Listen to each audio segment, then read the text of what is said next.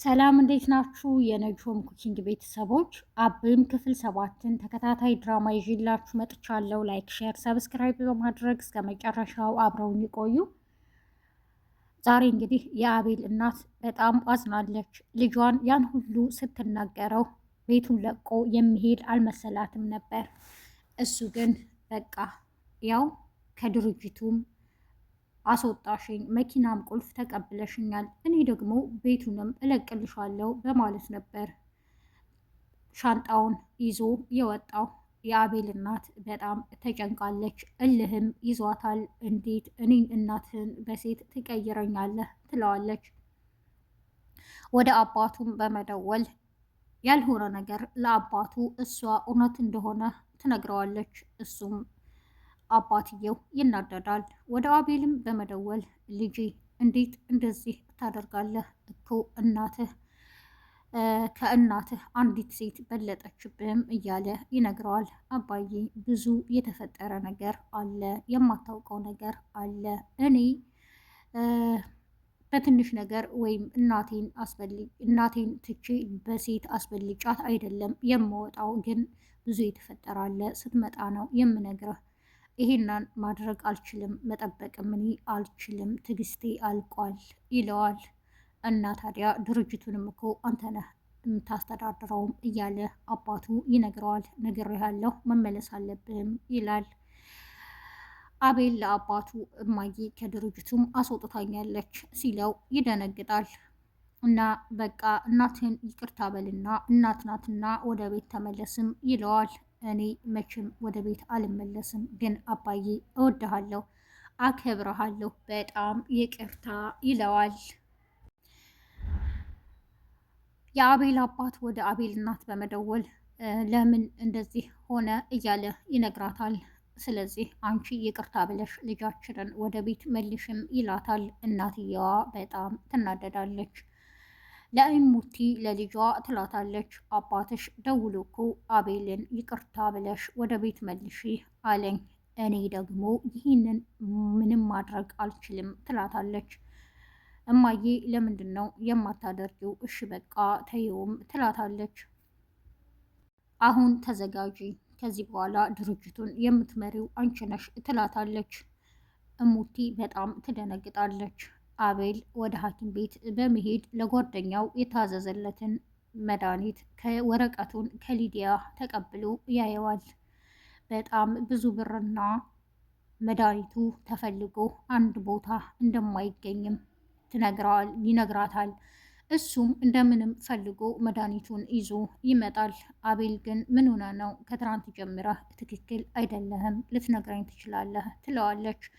አዎ እኛ ቤት ሰላም እንደሌለ ታውቂያለሽ፣ ለዛ ነው ይላታል። አውቃለሁ፣ አዎ ግን ምን ተፈጥሮ ነው ትለዋለች።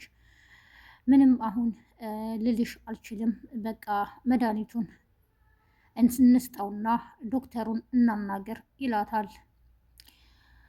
ሊዱም አይዞህ እያለች ታጽናናዋለች። አይ ችግር የለውም፣ ግን ከዚህ በኋላ አብረን ነው መኖር ያለብን፣ አንቺ ጋ ነው የምኖረውም ይላታል። ሊዲያ በጣም ትደነግጣለች። እኔ ብዙ ነገርም አድርጊያለሁ ይላታል። የኢሙቲ ጓደኛ ከዚህ በፊት የአቤልን ጓደኛ ለማስደብደብ የሰጠችውን ብር አልሰጥም ስላሏት ሌላ ሰው አንጥታ ብሯን ማስመለስ ስለፈለገች ሰዎቹን አሲዛ ታሰቃያለች።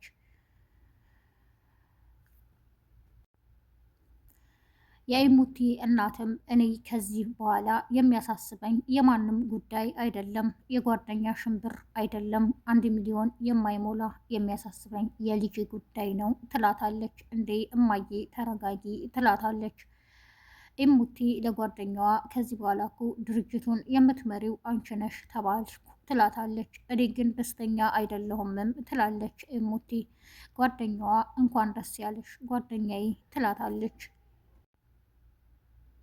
ሊዱ አቤልን ትመክረዋለች። ስለ ህይወትም ስለ ሁሉም ታጽናናዋለች። እሱም አንቺ ስላለሽ ከጎኔ ደስ ይለኛል ይላታል። እና ኢሙቲ ብራቸውን ወደ ወሰዱት ሰዎች በመሄድም አየህ ብራችንን እንዴት ማስመለስ እንዳለብን እናውቃለን እያሉ ልጁ ላይ ይፎክራሉ። በለው እያሉም ያስመቱታል። ጓደኛዬ ብሩን ይዞት ሄዷል። በሊቢያ ልንወጣ ነበር። ግማሹ ብር የለም፣ ግማሹ ደግሞ እሱ እጅ ላይ ነው፣ እኔ ላይ የለም ይላቸዋል። ስልኩን አምጣ በማለትም አስገድደው ይወስዳሉ። ስልክ ሲደውሉ አይሰራም። እንዲህ የተሳሳተ ስልክ የሰጠህን አውቀህ ነው አይደለ እያሉ አሁንም ድብደባቸውን ቀጥለዋል። አቤል ሊዲያን አንድ ጥያቄ ልጠይቅሽ ይላታል። አንቺ ከኔና ከቤተሰቦችሽ ማንን ታስበልጫለሽ? ይላታል። ይቅርታ ትለዋለች። ግን ለምን እንደሆነ አላውቅም፣ ያንተ ቤተሰቦች በጣም ነው ስልችት ያሉኝ። ለምንድን ነው እንደዚህ የሚሆኑት? እውነቱን መናገር ስላለብኝ ነው ትላለች። እሷ ሁሌ ስለ ሀብት ስለሆነ የሚያወሩት እና እሷን ደሃ እያሉ ዝቅ አድርገው ስለሚያዋት በጣም ትናደድባቸዋለች። አሁን ምርጫውን ንገሪኝ፣ እኔን ትመርጫለሽ ወይስ ቤተሰቦችሽን ይላታል። እሱ እሷን መርጦ ከቤት ስለወጣ እሷም እውነት ለመናገር ይቅርታ እኔ ቤተሰቦችን ነው የምመርጠው ትለዋለች። በጣም ይናደዳል። እሺ ሌላ ጥያቄ ልጠይቅሽ ይላታል። አሁን ከኔ ጋር መኖር ትፈልጊያለሽ አትፈልጊም? ይላታል። ሊዱ ሁሉም ነገር እንግዳ ሆኖባታል። ለእናቷ ብዙ ነገር ታስባለች። ከእናቷ ቤት ስትወጣ በዛ አይነት መልክ ሳይሆን ሰርግ ተደርጎ ብዙ ነገር ከእናቷ ጋር ስለምታወራ ያንን ነው በአእምሮዋ የምትስለው። አቤል ለጊዜው አልተረዳም። አብረን እንሆን ይላታል። በጣም ትደነግጣለች። መልሽልኝ፣ ለምንድን ነው ዝም የምትይው? እያለም ይጮህባታል። ሊዱ ምን ተወስን ይሆን? የዛሬው ክፍል ይህን ይመስል ነበር። በቀጣይ ክፍል እስከምንገናኝ ነጅሆም ኩኪንግን ላይክ፣ ሸር፣ ሰብስክራይብ በማድረግ አብራችሁ ስለቆያችሁ አመሰግናለሁ። በያላችሁበት የዓለም ዳርቻ ሰላማችሁ ይብዛ። መልካም ቀን ባይ